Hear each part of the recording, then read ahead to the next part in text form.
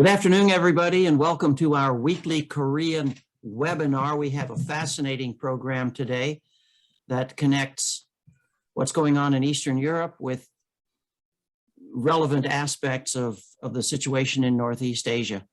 Our moderator today is Dr. Michael Jenkins, who's president of the Washington Times Foundation, which sponsors this program. He's also chairman of Washington Times Holdings, the LLC that owns the Times news organization, the famous and respected newspaper, the Washington Times. He's led a number of well-received fact-finding trips to Korea and Japan that have met with the legislative, executive, intel, and military leadership of those countries. As president of the nonprofit NGO, the Universal Peace Federation International, which co-sponsors the things that we do. Most of the things are co-sponsored together. Dr. Jenkins has decades-long experience conducting peace initiatives all over the world, particularly in Northeast Asia and the Middle East. Dr. Jenkins, welcome.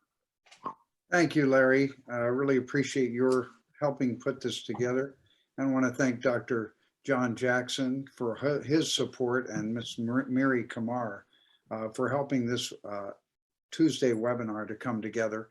We're here every Tuesday on a program sponsored by the Washington Times Foundation and also the Universal Peace Federation. Our focus has been primarily on North and South Korea and Northeast Asia.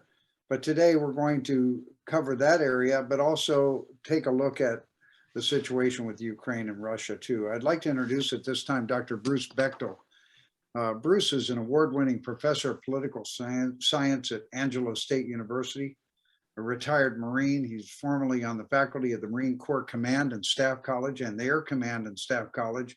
Dr. Bechdel served as an adjunct visiting professor at Korea University Graduate School of International Studies.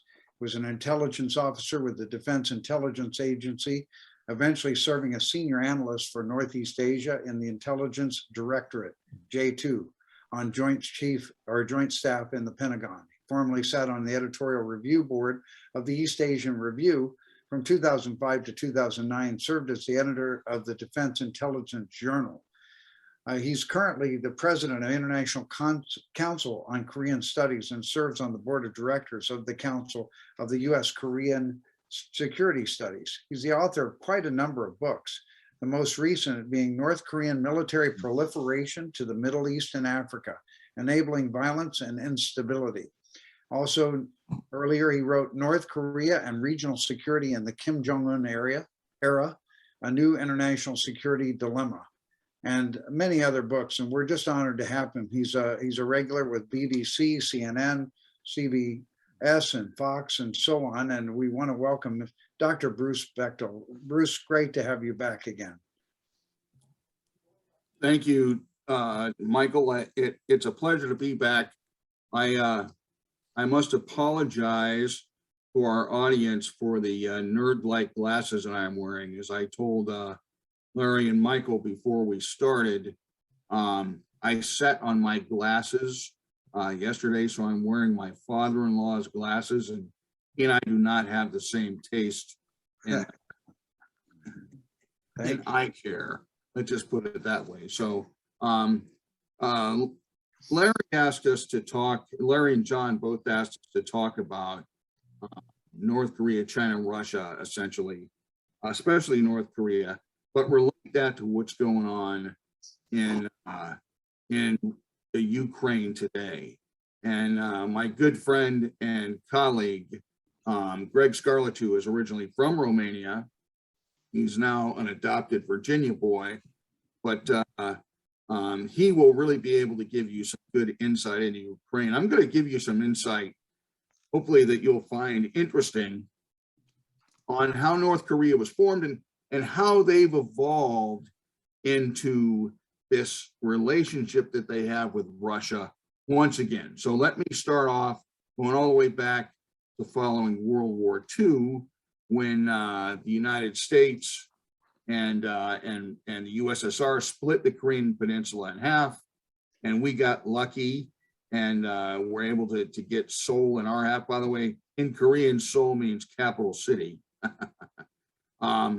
And basically what we tried to do, and what eventually did happen, was we tried to get South Korea, the ROK, on the path to democracy, which did happen eventually. It took a while, but it did happen eventually, and it's now arguably the most transparent democracy in East Asia. Certainly, I would say it was. The Soviets did not do the same thing, obviously. They built South Korea or North Korea as a little Russia.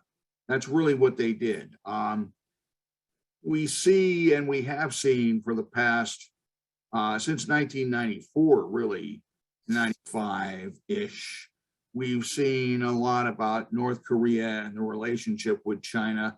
But it's important to understand that when they were formulated as a nation, they were formulated around that Soviet model, not the Maoist model, the Soviet model, which means, whether you're talking about the way the government is run, or whether you're talking about military doctrine, you're really talking about a smaller Soviet-style army. Right now, today, it's still that way. So something to think about. History is very helpful for us on that one. Something else that's very relevant to what's going on in the Ukraine right now is the role that North Korea played basically as a proxy for the Soviet Union throughout the Cold War. North Korea fought all over Africa. They had forces in Southwest Africa, fighting forces there that were supported by proxy forces of the United States, of course, as we all know. That was during the 1980s and the late 1970s. They had forces in the Middle East during the Six-Day War, during the Yom Kippur War, and during what Americans have come to know as the Bekaa Valley War that took place during 82, 83. Why is that important? Because during that time frame, North Korea built important relationships with countries that they still hold, including, and perhaps as importantly as any other country except Iran, Syria. North Korea helped rebuild Syria's armed forces after the Yom Kippur War. North Korea supplied military artillery batteries, pilots, arms, artillery, all kinds of stuff to Syria. All of this subsidized by the Soviet Union.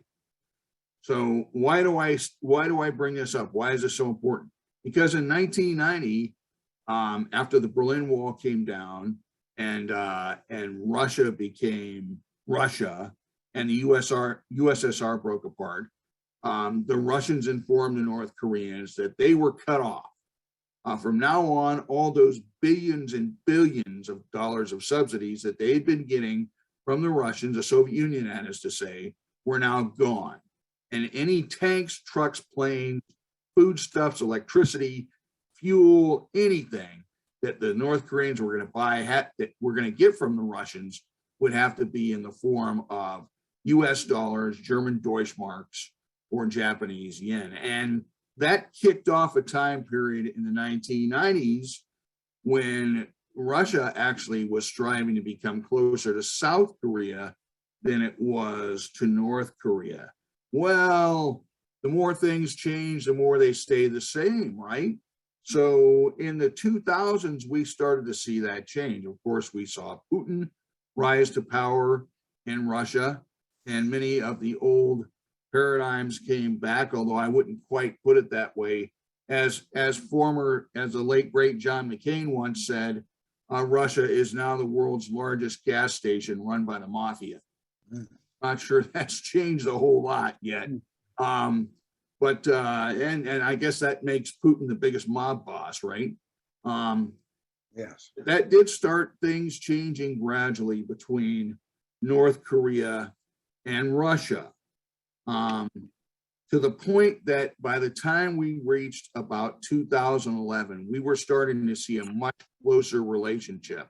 Well, something happened that made that relationship much closer, and that's the Syrian Civil War. When the Syrian Civil War broke out, the North Korean military-industrial complex, such as it is, was providing conventional arms, chemical weapons, artillery, troop training, special forces to augment groups, all of that to the Syrians. And they were doing that not just in Syria, but they were doing that with the Iranians and supplying the Iranians as well as Hezbollah. They were also supplying the Houthis as they fought the Saudis, but that came later. So as this evolved, and it looked like no matter how much Iran was trying to prop up Syria and North Korea was throwing in these arms, of course, they were being paid for these arms. They weren't giving them away to Syria because they weren't being subsidized by the Soviet Union like they were in the Cold War.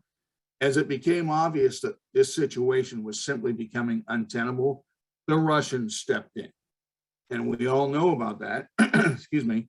When the Russians stepped in, the first thing they did was set up a command post that was joint and combined. It had Iranian officers, North Korean officers, and Russian liaison officers to coordinate how air power would be used, how weapons would be sent out to other people, etc.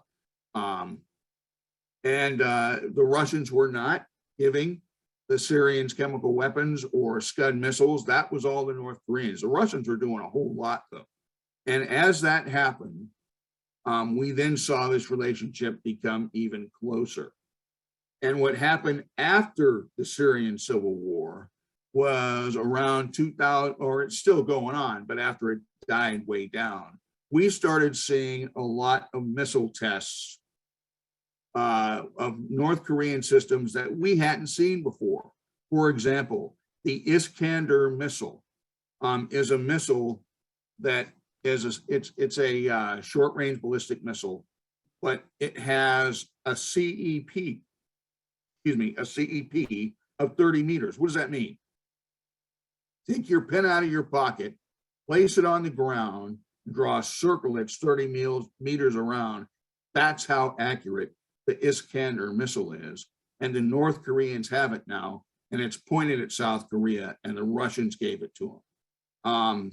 What the ROK press keeps calling, the ROK press keeps calling an ATACMS-like system is really a Russian system, a multiple rocket launcher system that the North Koreans have that is very accurate and is able to avoid counter air and counter missile or counter rocket, if you want to call it that, fire from both ROK and US forces.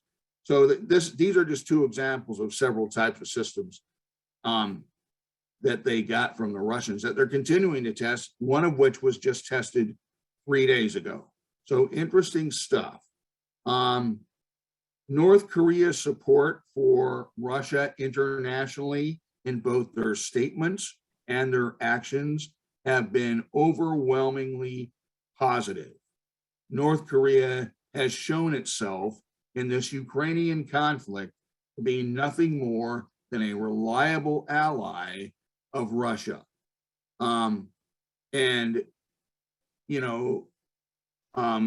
counterpart to that, the United Nations Security Council voted to put more sanctions on North Korea, and to say bad things about these latest launches, for lack of a better term, that North Korea has had. And both Russia and China, 2 of the 5 UNSC members, refused to do it and shut it down. And that was just a couple days ago. So very interesting stuff. So what do I see for the future? I do have, as you know, as you heard from my bio, I live in San Angelo, Texas, which, as you know, is the cultural center of the universe. So I do have a crystal ball in my man cave in my house in lovely, scenic San Angelo, Texas. So please allow me to share with you what my crystal ball says. And my crystal ball says, we are going to see more brinksmanship and provocations from North Korea in the future. And when I say in the future, I mean coming months, maybe even weeks. We are likely to see more missile launches, more different types of missile launches.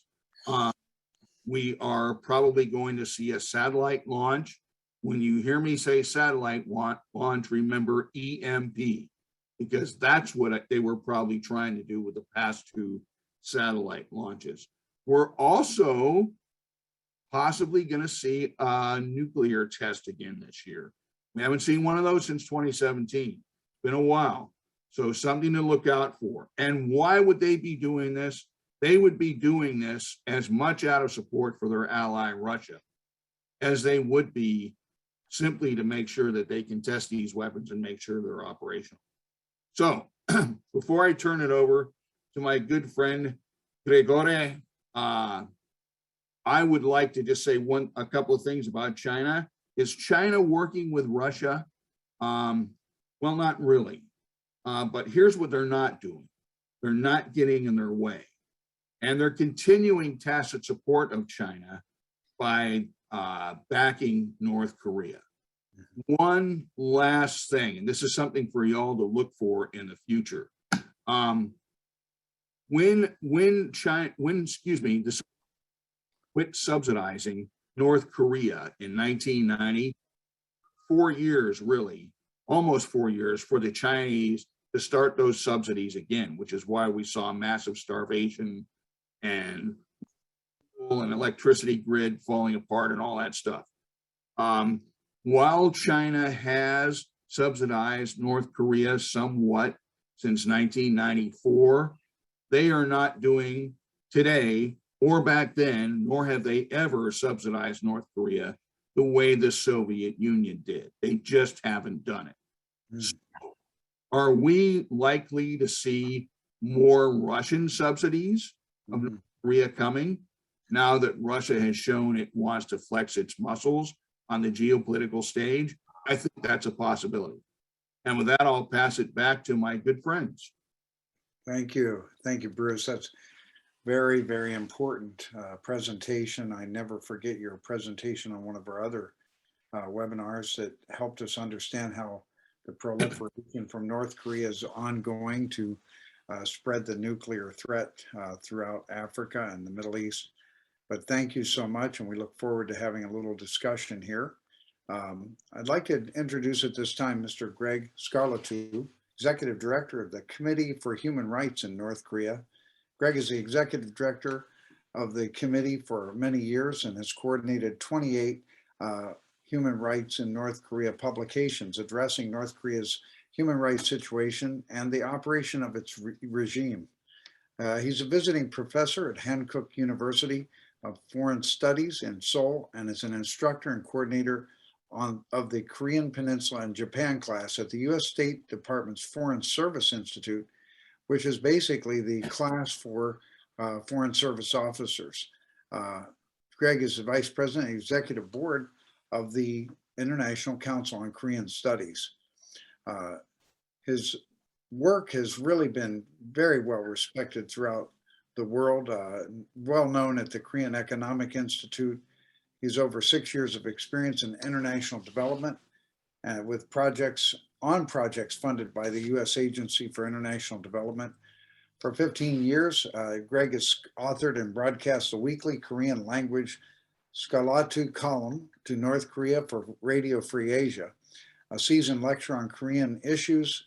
Greg is a frequent commentator on CNN, BBC, Al Jazeera, Voice of America, and many, many others, and journals such as the Washington Post, the Washington Times, the New York Times, and Wall Street Journal. He's published academic papers and worked with the Asan Institute. He holds a Master's of Arts in Law and Diplomacy from the Fletcher School, Tufts University, and a Master of Arts and Bachelor of Arts from Seoul National University, Department of International Relations. He graduated from the MIT Special Seminar for U.S. National Security Leaders. Greg is awarded something very special, the Citizen of Honor of the City of Seoul. We welcome at this time Mr. Greg Scarletou. Welcome, Greg.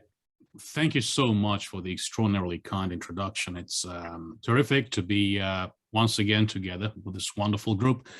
My mission today, being from the region, having been born and raised in communist Romania, is to address the issue of national identity in the region, Ukraine versus Russia, and to comment on the impact of the current situation on South Korea in particular, and in particular on trade, economic, and investment issues. Now, this is obvious to all of us. From the grand geopolitical perspective, the crisis in Ukraine will be followed very carefully by others, including the regime of Kim Jong-un. After all, in 1994, we had the Budapest Memorandum on Security Assurances. This memorandum included security assurances against threats or use of force against the territorial integrity or political independence of Ukraine, Belarus, and Kazakhstan. In exchange for adherence to the NPT, the Non-Proliferation Treaty, Ukraine, after all, had the largest, the world's third largest stockpile.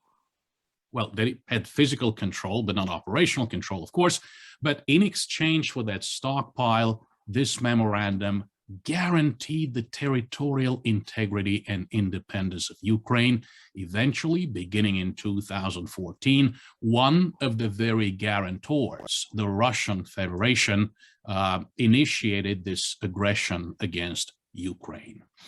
Well, the first question would be, how different are Ukrainians and Russians? Are we talking about two different peoples here? After all, I'm sure you recall the speech that Mr. Putin gave just a couple of days before the invasion, claiming that Ukraine and Russia were part of the same cultural and spiritual space. Kirill, the Archbishop of Russia, has claimed that anyone who is an Orthodox is a Russian. So there is this clear claim that goes beyond the Russian minorities in eastern Ukraine, that Ukraine does not have a right to exist. So in his book on nationalism, 1940, Hans Kahn was talking about distinctive features of nationalism. Sometimes speaking the same language creates a nation. Of course, sometimes different languages are spoken in different nations. France and Belgium, they speak French. Sometimes the same language is spoken within the same nation. Take Switzerland, 4 languages, including Romansh. Sometimes religion is the distinctive feature. After all, Serbs and Croats speak practically the same language. Croats are Catholic, Serbs are Orthodox. Culture, history, the list goes on and on. What about Ukraine? Well, can we talk about a defined Ukrainian territorial space in history? Now, certainly, Ukraine was settled by Slavs, just like Russia, during the Great Migrations that began in the 3rd century after Christ. And of course, we're all familiar with the fact that the territories that we know, part of the territories that we now know as Ukraine, Belarus, and Russia, were settled by the Rus Vikings, the Varangians, in the 9th century. They dominated the region for about 4 centuries. They established the Kievan Rus. This was a loose federation of feudal states. Both Russians and Lithuanians see Kievan Rus as the point of origin of both Ukraine and Russia as political entities. Now, of course, Romanians speak a Romance language. This doesn't mean that Romanians can lay claim to Rome as and try to conduct aggression against Italy in order to retrieve the ancestral land. So for many centuries, Ukraine was under the control of, for example, the Polish-Lithuanian Commonwealth, Austria-Hungary, the Ottoman Empire, Russia. If you look at the map of Ukraine today, Snake Island was in the news quite a lot, the brave defenders of Snake Island. Of course, Snake Island was Romanian territory until 1940, when it was taken away through the Molotov-Ribbentrop Pact. So was northern Bukovina. Lvov, the city of Lviv, used to be in Poland. This is where my ancestors, well, the maternal side of the family came from. One thing is sure. Through this struggle against the Russians, Ukrainians have won the right to each and every square inch of the land they possess. the name of the country. Ukraina means borderland or frontier. Mr. Putin continues to refer to adjacent countries as adjacent areas and not actual countries, of course.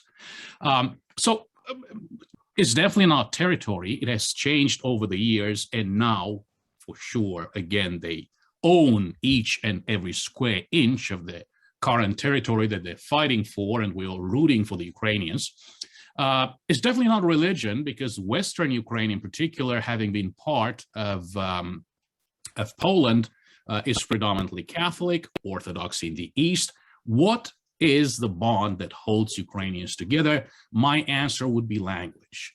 Are Ukrainian and Russian different? Not very different. A Russian speaker can understand Ukrainian. However, these are not dialects of the same language. Their language is spoken within a defined territory taught in schools, colleges.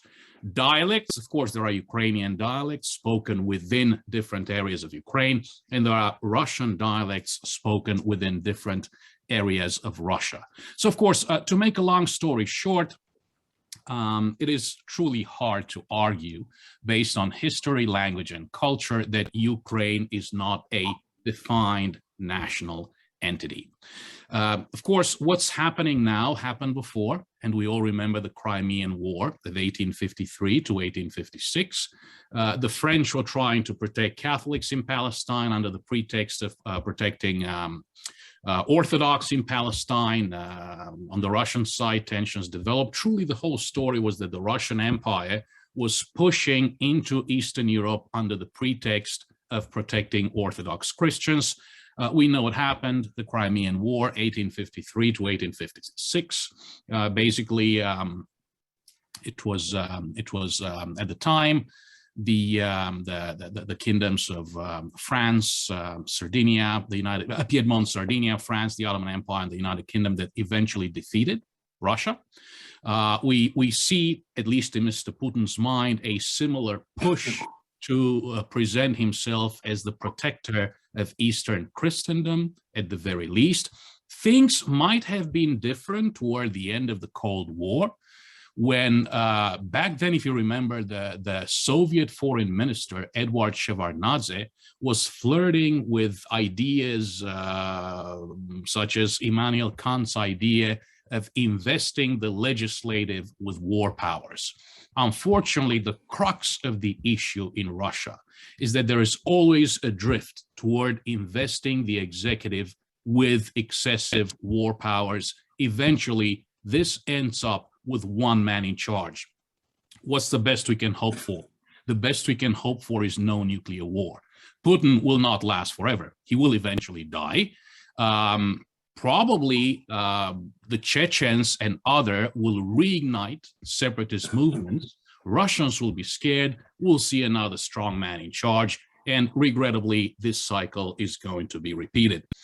I'm not a fan of direct comparisons, but what truly worries me is that I think that Mr. Putin does suffer from a messianic complex. Remember, Hitler had a spectacular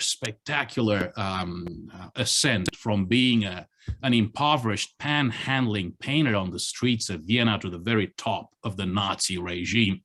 After the end of the Cold War in the early 1990s, before his spectacular promotion, Putin was a taxi driver. So perhaps in his head, having come so far does somehow, of course, I'm no psychologist, I've never met him in person, I shouldn't be doing this, but probably this does make him suffer from a certain degree of a messianic complex.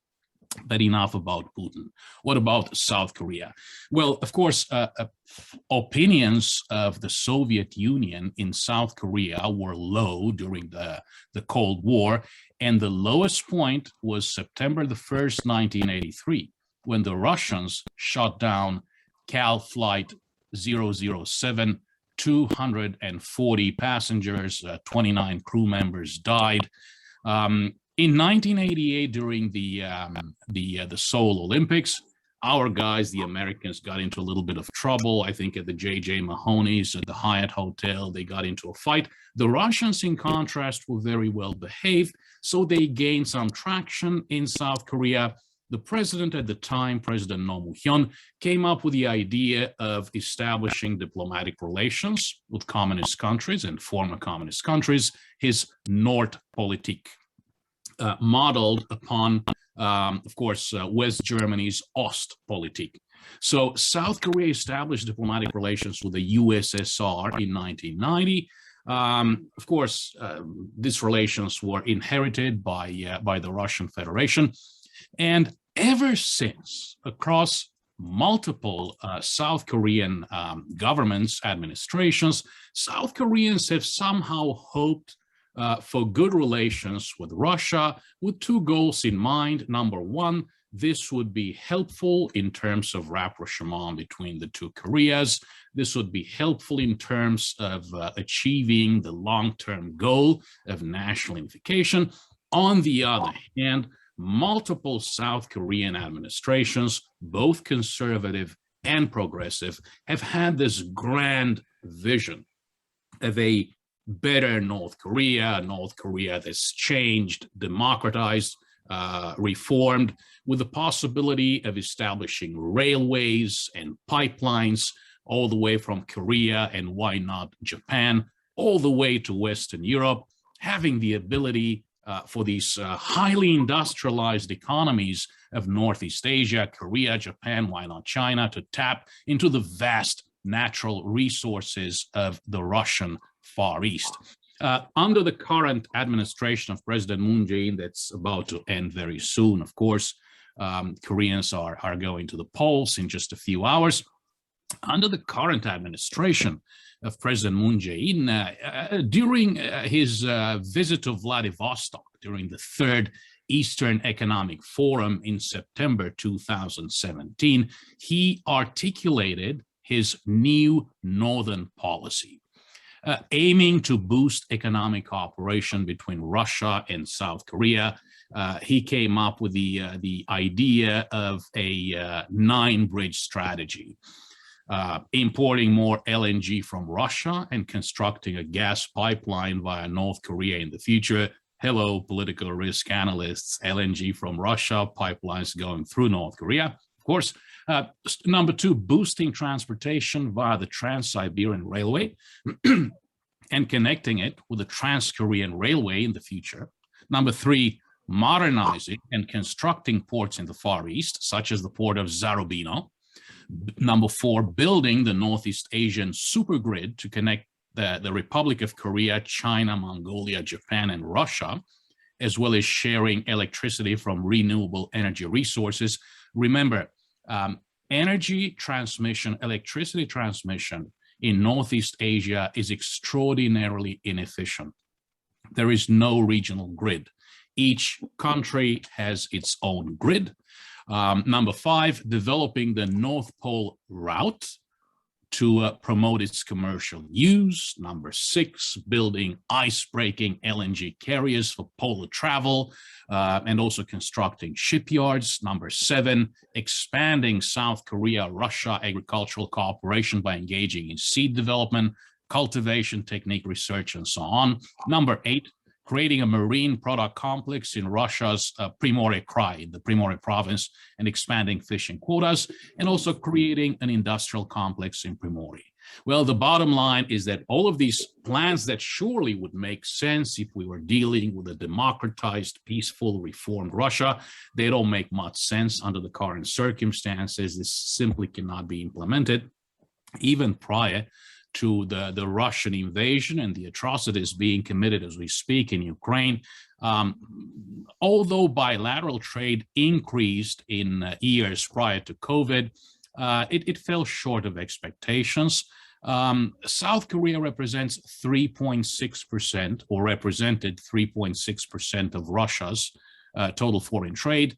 For South Korea, Russia represents about 2.1% of total foreign trade. In 2018, Russia exported 783 million, exports worth 783 million to Korea. Korea exported worth 987 million. Seoul pushed for an FTA, a free trade agreement. Moscow preferred a more gradual approach. This current administration of President Moon has been very focused on inter-Korean rapprochement. Things are not working out. Most importantly, some South Korean companies have been invested in Russia. They're taking a very big hit, in particular, the South Korean automakers. Hyundai Russia was established in 2011.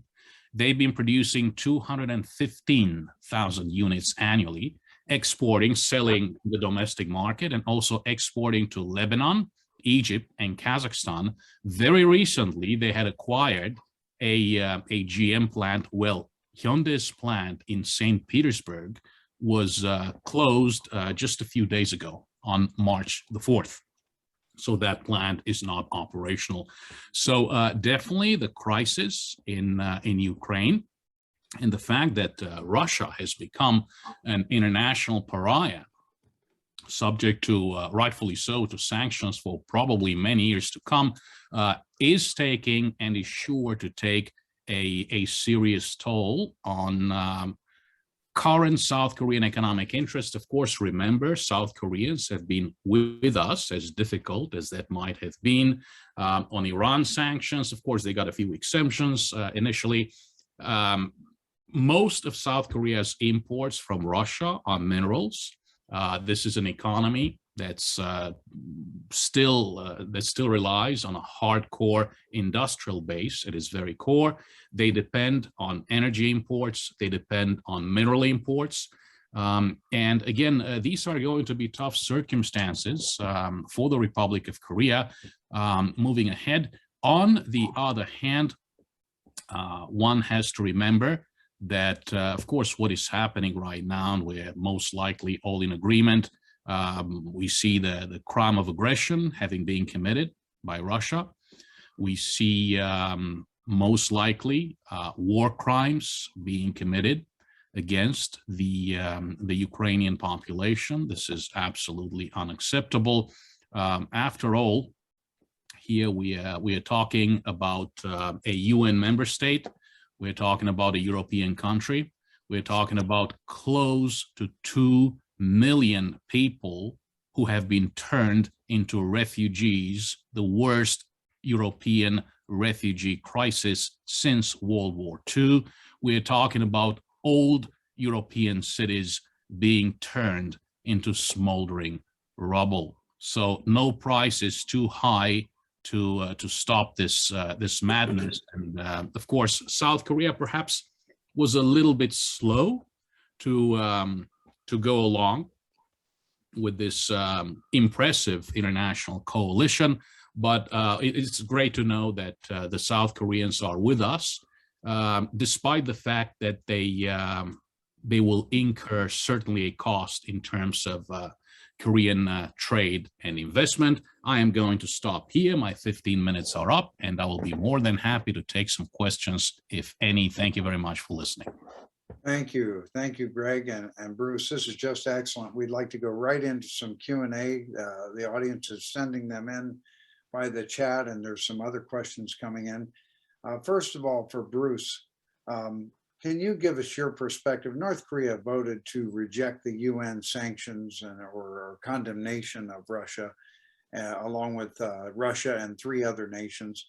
And it's interesting because a long history of China and Korea has been one of very, very much conflict and oppression from China. So we've always known that North Korea is not thrilled to be working under China's shadow or with their support. And it's intriguing you brought up that Russia may start to engage North Korea with support. So how does China, from your perspective, Bruce, view this situation now with the world turning against Russia on this invasion and war on Ukraine?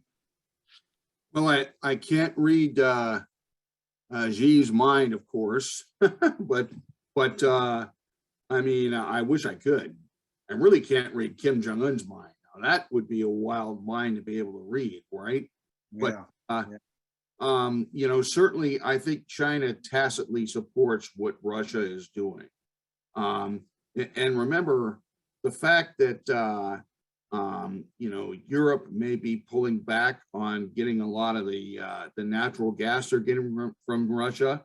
And we most certainly aren't, unless Biden is a complete moron, and I hope he's not, going to be pulling way back on the oil and natural gas. Who needs that gas? Who needs it badly? The Chinese need that. And you know, there's no real gas and there's no real oil or natural gas in China. So that just plays right into China's hands. As far as influence over North Korea, were you asking me about that? Was that your question? Yes. You know, that's really a good question, because how, you know, people ask me this all the time. How much does China really influence North Korea? And I'll tell you, the real answer to that is way less than they would like to. You know, I know people find this hard to believe, but North Korea really is not influenced a whole lot by anybody, but China influences them more than anybody else. Now, can Russia get back in that influence sphere? I think they can, but there's only one way they're going to do it, and that's by giving North Korea stuff. You see what I'm saying? It's already started. I mean, missiles don't feed people. Missiles don't run an electric grid or give you oil, which is what the North Koreans badly need. But if Russia starts going from not just giving North Korea weapons to augment and maintain their threatening military, but goes back to what they were doing in the Cold War and starts giving them oil, power for their electric grid, foodstuffs, then I think what you're going to see is a significant amount of increase in how much Russia influences North Korea as opposed to China. And then you could also see that tightrope walking, like we saw Kim Il-sung do during the Cold War, where he kind of played Russia and China off against each other. I don't think we have that much of a competitive relationship between China and Russia right now, as we did back in the Cold War. Greg could probably speak better to that than I could. But I think that, you know, I think the sky's the limit for Russia as far as influencing North Korea. They would, and they're already on board. As you said, in the United Nations, North Korea is on board for Russia. And, you know, something we haven't seen Russia and China do in the past that we are now seeing them do is protecting North Korea on the UNSC. They are not allowing these measures to be taken against North Korea for launching these missiles. That's a little frightening, and it's a little concerning. Hope I answered your question. Thank you. Very excellent. Greg, why do you think China abstained in the UN condemnation vote? And also, what's your assessment of China's hopes for watching this war play out? Is this encouraging them? Are they on the trigger to take Taiwan? Because if this goes forward and Russia just eventually prevails, which we hope it won't, but and Europe stays back in the background, just trying to supply from the sidelines, and America stays out of it, do you think Taiwan is close to being invaded? China abstained because they're trying to place themselves in a position where they present themselves as peacemakers. You've seen the statements calling for restraint and restoring peace and security in Europe, in Eastern Europe. We're very familiar with these statements. The fact of the matter is that prior to the Olympics in Beijing, we saw a show of solidarity between Mr. Xi Jinping and Mr. Putin. We also saw a very serious declaration of love by Kim Jong-un for China right around that time. So, of course, what happens in Ukraine will be extraordinarily important in terms of setting a precedent. Are we able to deter a Chinese misadventure in Taiwan? Ukraine will be extraordinarily important in establishing that. Unfortunately, we were unable to deter Russian aggression. Now, of course, Ukraine is not a NATO member state. Georgia flirted with NATO membership, it was invaded. Ukraine flirted with NATO membership, it was invaded. At the very least, while Mr. Putin is not revealing, is not showing his cards, there is no need to say that we will not be putting any boots on the ground. There are better ways of dealing with this, and there are better ways of deterring aggression. Of course, it's too late now. The best we can do is to continue to support and supply the Ukrainian freedom fighters. Unfortunately, we see this map on the TV screen every day. If the port of Odessa falls, it means that the Ukrainians will be cut off from the Black Sea. And once it becomes increasingly difficult to have access through Poland, for example, it will become increasingly difficult to supply those freedom fighters. We're resorting to some, rather desperate moves, such as providing MiG-29s from Poland. I think that deal is not 100% clear yet. But definitely China is watching, and this precedent will be extraordinarily important. Thank you. Given China's development as a modern industrialized nation, don't they really want to see prosperity with Russia, China together, and then also their trading partners, the largest trading partner of Japan and South Korea? They want to have an economic continued increase, but they also are bound by their ideology, and Xi Jinping is emphasizing the study of the ideology of communism. Are they bound to really try to take over and have total dominion over the Pacific and the Indo-Pacific? Are they bound by that? Is there any weakness in their economy, or is it as strong as it appears? How about that, Bruce? How strong is China in terms of economics and its being bound to its ideology to go forward? Oh, thank you for the question. That's a very complicated, interesting, and good question. And I don't think Michael has ever asked me any other kind. But China's economy is hugely powerful, obviously. For those who don't think it's really powerful, just look and see how long it takes you to get a new car today. Because I'm a professor and I make tens of thousands of dollars a year. I drive a Kia, my wife drives a Kia, we both drive Sorrentos, and my daughter, I gave her a Kia as her graduation present from the University of Iowa. And right now, to get a Kia in the supply line, it takes almost a year to get a new Kia. Why is that? Because they're not getting the parts they need from China, because China's holding them back. China has the power to do that. China has the power to make economics more political than anybody else can. In other words, it sounds very frightening when you say, not you, but I mean anyone says, Russia is weaponizing its oil industry. And that's true, they are. But that's all they got. China's got a whole lot. And they've also got a whole bunch of foreign direct investment, much of it from us. And so China could shut down a lot of our industry tomorrow if they wanted to. That's frightening to me. And I saw some of the questions from others talking about China's interest in the war and how do they feel about it. Again, and I may not agree with the New York Times. Somebody should look into that. My God, my disagreement with the New York Times. But, it's not all bad for China if Russia's main export is going to them instead of Europe. And I think that's something we should all think about. And I think everyone should think about, I think we are now.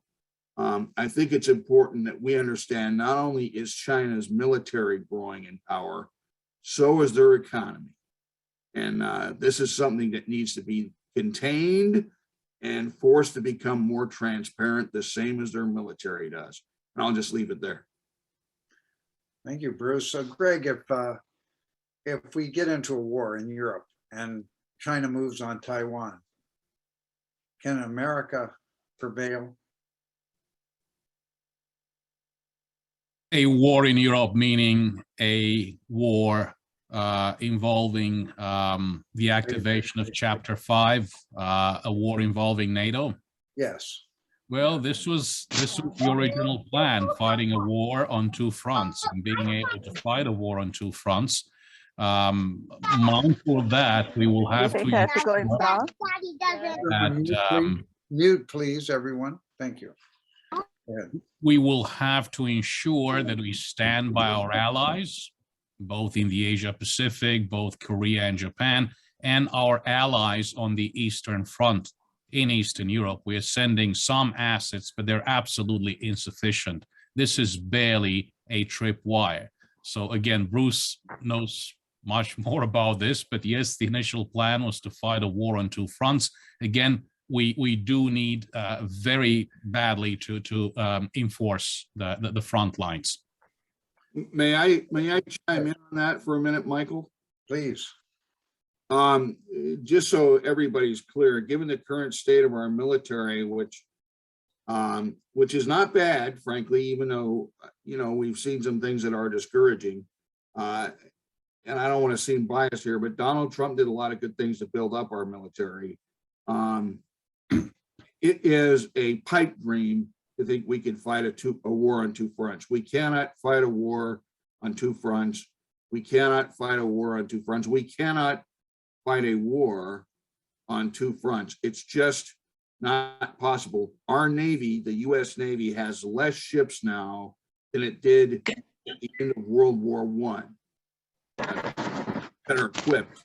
I mean, that's problem A. Problem B is, while this has been happening, particularly with our Navy, because a war with China, were we to fight a war with China, would involve a lot of naval forces, as you all know. As our Navy has been downsizing, the Russians have been building up their capabilities, not the Russians, the Chinese have been building up their capabilities. That's troubling. So could we fight a war and win it in Taiwan if, as Greg and Michael said, we activated Article 5? Be frank, I think that depends on the political will of whoever our president is at the time. Is our president willing to ramp up the resources for our great nation to do what needs to be done to fight a war on two fronts? Because remember, we haven't done that since World War II. Yes, right. That's right. Thank you. Greg, what are your thoughts on how the Russian expansion and war on Ukraine could be stopped? What could possibly cause it to stop? How could it be stopped? Any means necessary. What would stop it? Well, of course, we're applying these very drastic sanctions. Now, arguably, there are multiple facets to the sanctions. As Professor Bechdel said, China will certainly take advantage of this, will take advantage of available cheap energy. And of course, people here in the United States and elsewhere in the free world will have to pay a price for these sanctions. Again, it's for a good cause, but sanctions alone will not resolve this. Again, if there is a resistance in Ukraine, they will need support, and this will have a lot of implications. Of course, there is the military stuff that Bruce knows so much better, but there is humanitarian assistance that needs to be provided to people in these areas. And this is truly a very, very difficult proposition. You're not only talking about food, water, and tents. You're talking about the fact that these humanitarians will need, you name it, flag jackets, helmets, radio transmitters, pretty much equipment that's thought of as being military equipment. So logistically, this will be very difficult. Logistically, this will be very dangerous. But if Ukraine falls, the next temptation will be perhaps to go after a NATO member state, and Lithuania is the first that comes to mind. And that will be a true test for NATO. You will hear voices here saying, why should we fight a war? Why should our boys and girls fight a war for Lithuania? Who cares about Lithuania? They're Putin's anyway. Once we take that step, NATO ceases to exist as a military alliance, and the world as we know it has changed forever. So that's why Ukraine, holding the Russians back in Ukraine, is key to deterring further aggression by Putin. Very good.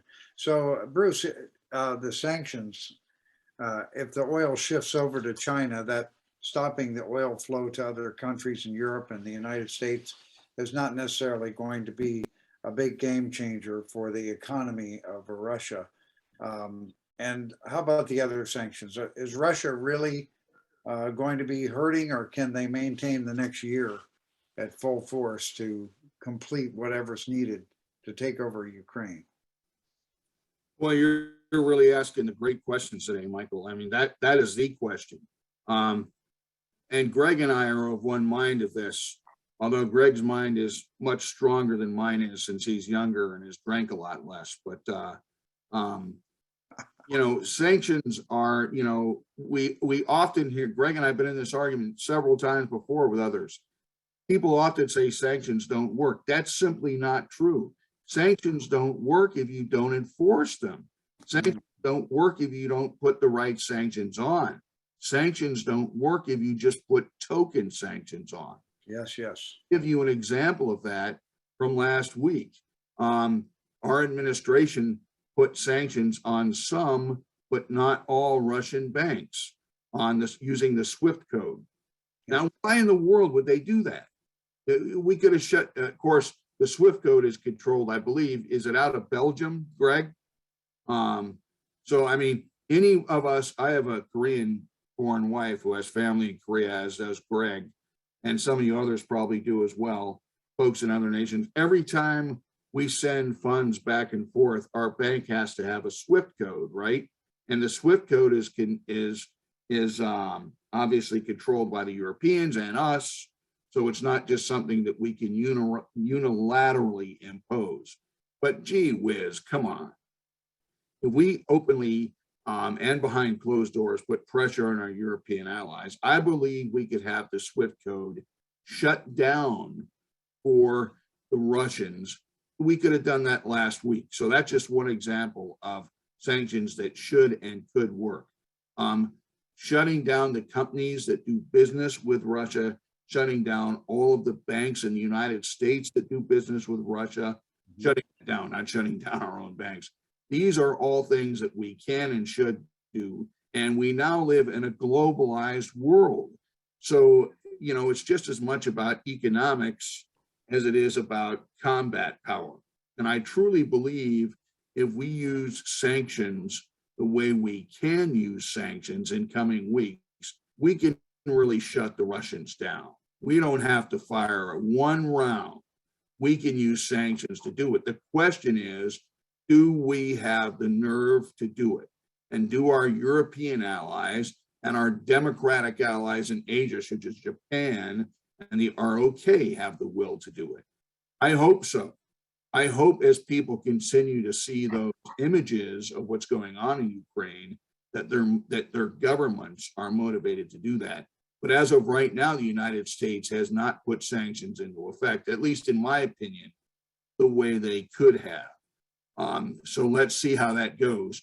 I do believe that is the most important way we have at containing Russia's attack on the Ukraine.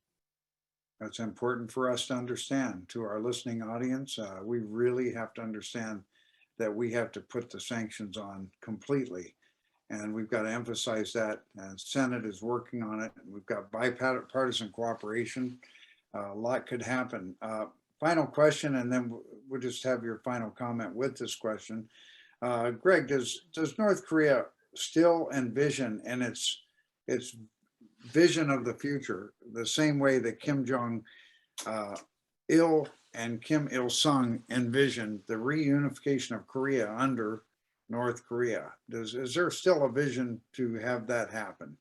And this certainly would play into it with Russia and China taking Taiwan and Ukraine and other NATO countries, and then South Korea may be in grave danger, and Japan too. What's your thought on that? And then Yes. any final comment you'd like to give? The answer is yes. In the press, you'll see articles about Kim Il-sungism and Kim Jong-ilism and Kim Jong-unism. There's no such thing. The fundamental ideology of North Korea has continued to be Kim Il-sungism, the 10 principles of monolithic ideology. Of course, the survival of the regime is the ultimate goal of the regime.